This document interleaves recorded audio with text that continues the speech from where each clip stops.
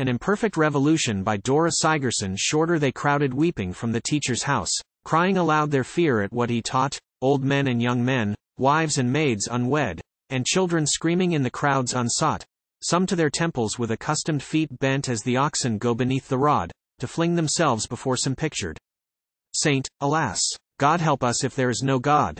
Some to the bedside of their dying kind to clasp with arms afraid to loose their hold, some to a churchyard falling on a grave to kiss the carven name with lips as cold.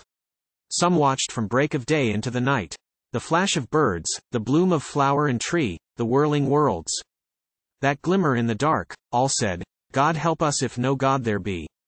Some hid in caves and chattered mad with fear at the uprising of the patient poor.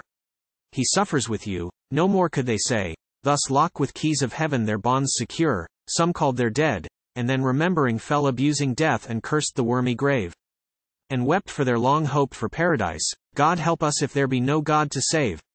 And others sought for right and found it not, and, seeking duty, found that it was dead, blamed their long blameless lives and vowed no more to sacrifice, for might is right, they said, and pleasure, leaping in the streets with sin, caroused through many days, till wearily she tired and met with death in bitter pain. Alas, God help us if no God we gain.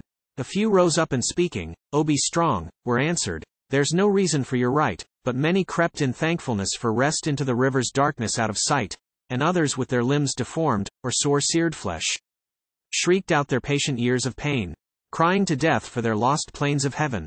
Alas, God help us if no God we gain.